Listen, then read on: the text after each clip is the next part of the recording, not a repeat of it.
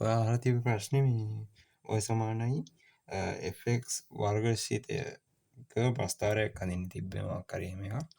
ඒක දැන් පළවෙනි ප්‍රශ්නේ තිබ්බේ සමමිතිකය ආශ්‍රයෙන් x සමානයි 2 වෙනකොට y ගේ අගය. කියන්නේ මෙන්න මෙතන ස්ථාන දෙන අගයනේ. අහන්න. ඒක ගන්න ඉහළ තියෙන සමමිතිකය ආශ්‍රය. වෙන ගන්න විදියක් නැහැ අපිට වර්ගශීතය දීලත් නැහැ. හරිද? අපිට ගන්න වෙන්නේ මේ සමමිතිකය ආශ්‍රිතයෙන් තමයි. මේ සමමිතිකය කියන්නේ මොකක්ද කියන්නේ මේ ගන්න විදිහ තේරුම් ගත්ත ඇති මම හිතන්නේ හෙඩ් එක්සෑම් තියෙන හින්දා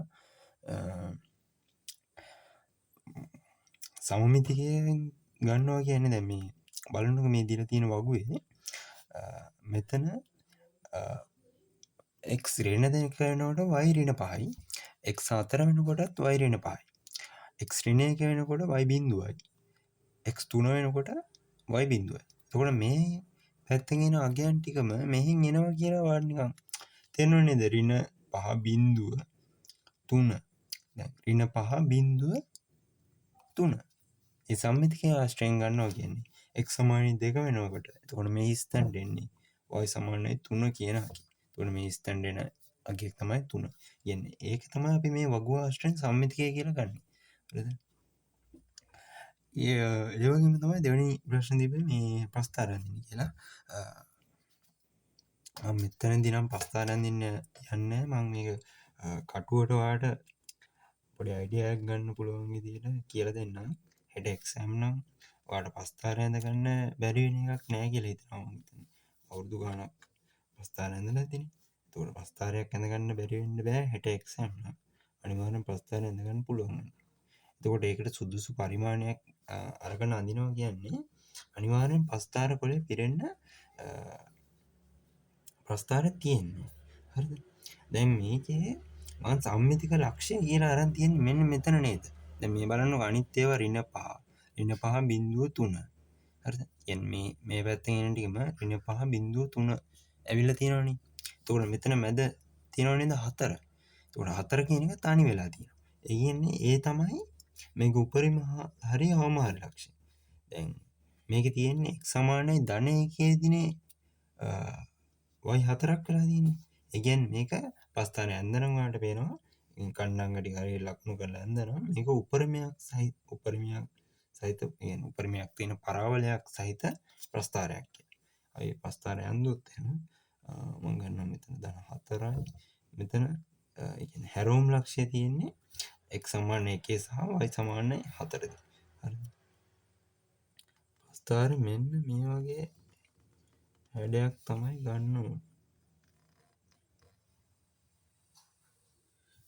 මේ වගේ දාලා හැඩයක් ගන්න ඕනේ. හරිද? එතකොට මෙන්න මෙතන ලක්ෂ්‍යය අපිට ගන්න පුළුවන්. ඒ කියන්නේ x සමානයි බිඳුවේදී y ඡේදනය වෙන්නේ 3ේදී මේ. මෙතන වගුවෙන්ම වට ගන්න පුළුවන්. x සමානයි බිඳුවේදී y ඡේදනය වෙන්නේ 3 කියලා. ඊට පස්සේ අපි ඊළඟ ප්‍රශ්නේ අහනවා ප්‍රස්ථාරය x අක්ෂයේ ඡේදනය වන ඛණ්ඩාංග මොනවද කියලා. ප්‍රස්ථාරය කියන්නේ අපි මෙන්න මේ ඇඳ එක. අනිවාර්යෙන්ම මේක ඇඳලා පස්සේ මේකේ මේ අයිනකින් ලියා ගන්න ඕනේ y සමානයි fx කියලා. ඔය ඇඳ ප්‍රස්ථාරය මොකද්ද කියන එක. හරිද? මේ වගේ එකට සමාන ලකුණක් වෙන්න පුළුවන් මාකින් එක තුලදී. හරිද? එතකොට මේක ලියන එක ටිකක් වැදගත් වෙනවා. හරිද? එතකොට දැන් මේ වගේ දල හැඩයක් තියෙන ප්‍රස්ථාරයක් තමයි එන්නේ. ඒක දැන් අහලා තිනවා ප්‍රස්ථාරයේ x අක්ෂය ඡේදනය කරන ඛණ්ඩාංගය. ප්‍රස්ථාරය කියන්නේ මෙන්න මේ අපි අඳපු එක ප්‍රස්ථාරය නැත්තම් y ඒ වගේ නම් වලින් අපි හඳුන්වන්නේ අපි අඳ එකට. හරිද? කියන්නේ මෙන්න මේ x අක්ෂය මේ තියෙන x අක්ෂයනේ තිරස්ව තියෙන x අක්ෂය. අන්න ඒක ඡේදනය වෙන තැන් දෙක තමයි අහන්නේ. මෙන්න මේ තැන් දෙක. හරිද? මම ප්‍රස්ථාරය අඳින්නේ නැත්නම් මම ඒකට උත්තර දෙක ගන්නවා. ඔයා ප්‍රස්ථාරය ඇඳලා මේ ඡේදනය වෙලා තියෙන තැන් දෙකේ ඛණ්ඩාංග ටික බලලා ලියන්න පුළුවන්. හරිද? මම ගන්නෙ මේක මම අඳින්න නැතුවත් මම මේක ගන්නෙ කොහොමද කියන එකත් ඔයාලට කියලා දෙන්නම්. හරිද? ඉගෙන ප්‍රස්ථාරය අඳින්න නැතුවත් ඔයා වැඩිපුර ප්‍රශ්නයක් කරනවා. ඔයා ටයිම් ඉතුරු වෙනවා නම් අනිවාර්යෙන් අනිත් ප්‍රශ්න බලලා ඉවර නම් පුළුවන් නම් වැඩිපුර ප්‍රශ්නයක් කරන්න. එතකොට ප්‍රස්ථාරය අඳින්න නැතුවත් මේක වැඩිපුර ප්‍රශ්නයක් විදිහට මේක කරන්න පුළුවන් ඔයාලට මේ මම මේ කියන පැටර්න් ටික පොඩ්ඩක් අද පොඩ්ඩක් අල්ලගත්තොත්. හරිද? දැන් බලන්නකො මේකෙදි y සමානයි බිඳුවේදී x ඍණ එකක් වෙලා තියෙනවනේ. මෙතනත් එහෙමයි. y සමානයි බිඳුවේදී x ධන 3ක් වෙලා තියෙනවා. එතකොට මේ බලන්න මෙතන ඛණ්ඩාංකය අනිවාර්යෙන් y බිඳුවක් වෙනවනේ. x ට තමයි අගයක් තියෙන්නේ. එතකොට මේ පැත්තේ කොහොමද ඍණ අගයක්. ඒ කියන්නේ මෙතන ඛණ්ඩාංකය වෙලා තියෙන්නේ ඍණ 1. x ඍණ 1 තමයි මේක වෙලා තියෙන්නේ. y බිඳුවයි x ඍණ 1යි. හරිද? එහා පැත්තේ y බිඳුව වෙන්නේ x ධන 3. එතකොට මෙන්න මේ ලක්ෂ දෙකේ ඛණ්ඩාංකනේ අපෙන් අහන්නේ. මෙතනයි ඛණ්ඩාංකයනේ. එතකොට මේ ඛණ්ඩාංක දෙක මට ලියා ගන්න පුළුවන්. තුන්වෙනි ප්‍රශ්නේ. ඒ ප්‍රශ්නේදී x ගේ අගය අපි මුලින් ලියනවා. ඍණ 1 බිඳුව කියන්නේ මෙතන එක කමාවක් දාලා 3 බිඳුව. මෙන්න මේ විදිහට ප්‍රස්ථාරය විසින් x අක්ෂය ඡේදනය වන තැන් දෙකේ ඛණ්ඩාංක අපිට ගන්න පුළුවන්. හරිද? ඊළඟ ප්‍රශ්නෙන් අහලා තියෙනවා ගාන එවපු එකේ නම් මට හරියට ඒක මේ ෆොටෝ එකේ අපහසුතාවයක් තියෙනවා. ඒ වුණාට මේ මම දන්නවා මේ වගේ ප්‍රශ්නයක් මෙහෙම තමයි ප්‍රශ්නේ අහන්නේ නැත්තේ. ඍණ වාරයක් x ධන 1 පූර්ණ වර්ගය ධන b ආකාරයෙන් මේ ප්‍රස්ථාරයේ වර්ග සමීකරණ ලියන්න කියලා ඇති. හරිද? එතකොට ඔයා දැනගන්න ඕනි මේ අපි a කියලා ගන්නෙ හරිද? උපරිම හරි අවම හරි ලක්ෂයේ හරිද? දැන් අපිට මෙතන දැන් උපරිම හරි අවම හරි ලක්ෂයේදී මේ තියෙන සම්මිතික අක්ෂයනේ. අපි සම්මිතික අක්ෂය ගන්න මෙන්න මෙතන තියෙන අගේ ඍණ අගයනේ. කියන්නේ අපි ගත්තොත් y සමානයි x වර්ග ධන 2යි x ධන 1 ධන 1 නතුව අපි ගමුකෝ ධන 3 වගේ. ධන 3 සාධක කැඩෙනවා. ධන 4 ගමුකෝ. හරිද? ධන 3 ගමු. ධන 3. හරිද? මෙන්න මේ වගේ වර්ග සමීකරණය කියන්නේ ප්‍රස්ථාරය හඳින්න කිව්වොත් අපි මේක මෙන්න මේ විදිහට හදාගන්න ඕන වර්ග පෝෂණය ආශ්‍රයෙන්. ඒ කියන්නේ ප්‍රස්ථාරය අඳිනවා නම් පූර්ණ වර්ගයක් සහිතව සහ නියතයක් සහිතව මේක හදාගන්න. නැත්නම් අපිට වර්ග සමීකරණ ප්‍රස්ථාරයක් වර්ගයක් සහිත ප්‍රස්ථාරයක් අඳින්න බෑ. හරිද? එතකොට මේක අපිට හදාගන්න පුළුවන්. මේ x වර්ග ධන 2x කියන එක අපිට ලියන්න පුළුවන් මේ විදිහට. x ධන 1 පූර්ණ වර්ගයක් විදිහට. ඒක ගන්නෙ මෙතන x ගේ සංගුණකයේ තියෙන මේ x එක්ක තියෙන සංගුණකේ ධන 2නේ. ඒක දෙකෙන් බෙදලා තමයි මෙතන ගන්න. අපි හිතුවොත් මෙතන ඍණ 4 තිබ්බොත් මෙතනට දාන්නේ ඍණ 2. හරිද? එක්සැම්පල් එකක් මම කියලා දෙන්නේ. හරිද? ඊට පස්සේ දැන් මේ වගේ වරහණක් ඔයා සුළු කරන්න දන්නවනේ අනිවාර්යෙන්. පූර්ණ වර්ගය සුළු කරන්න දන්නවනේ. පළවෙනි පදයේ වර්ගය පද දෙකේ ගුණිතය දෙගුණය. මෙතන පද දෙකේ ගුණිතය දෙගුණය 2x කියලා එනවනේ. පළවෙනි පදයේ වර්ගය x වර්ග. පද දෙකේ ගුණිතය දෙගුණය 2x. ඊට පස්සේ අග පදයේ වර්ගය. අග පදයේ වර්ගය ධන එකක් වැඩිපුර එනවා. ඒ වැඩිපුර එන ධන එක අපි අයින් කරන්න දැන් අර තිබ්බ තුන එහෙම තිබ්බා. මෙතන වැඩිපුර ධන එකක් එනවනේ. ඒ වැඩිපුර ආපු ධන එක අයින් කරන්න අපි අපේ අතින් ඍණ එකක් දානවා. එතකොට y සමානයි x ධන 1 පූර්ණ වර්ගය ධන 2 කියලා අපිට සමීකරණයක් එනවා. දැන් මේ වගේ එකනේ අපි ප්‍රස්ථාරය මේ අඳින්නේ. හරිද? දැන් මේකෙන් මේ අඳු ප්‍රස්ථාරයෙන් අපිට මෙන්න මේක ගන්න ඕනේ. හරිද? මේ වගේ එක ප්‍රස්ථාරය අඳින්න ගියොත් සම්මිතික අක්ෂය විදිහට අපිට එන්නේ x ඍණ 1කින් යන එක. ඒ කියන්නේ මෙන්න මෙතන තියෙන අගය මෙන්න මෙතන තියෙන අගේ ඍණ අගයනේ අපි සම්මිතික අක්ෂය විදිහට ගන්න. කියන්නේ මෙන්න මේ ඇඳලා තියෙන්නේ මෙන්න මේ අක්ෂය විදිහට ගන්න. මෙන්න මෙතන තියෙන අගේ ඍණ අගය. හරිද? ඒක ඍණෙන් ගුණ කරලා තමයි ගන්න. එතකොට මෙතන හදිස්සිය හරි ඍණ 2 කියලා තිබ්බොත් හරිද?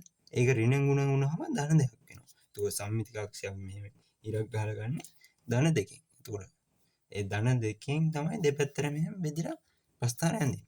හරිද? ඊට පස්සේ මෙන්න මෙතන තියෙන මේ නියතයක්. ඒක තමයි උපරිම ලක්ෂයේදී ඛණ්ඩාංකය කියන්නේ. උපරිම ලක්ෂයේදී y තේන අගය තමයි තියෙන්නේ. හරිද? එතකොට මේ වගේ ප්‍රස්ථාරයක් යනත් උපරිම ලක්ෂයේ ඛණ්ඩාංක අපි ලියා ගන්න පුළුවන් ඍණ 1 ධන 2 කියලා. හරිද?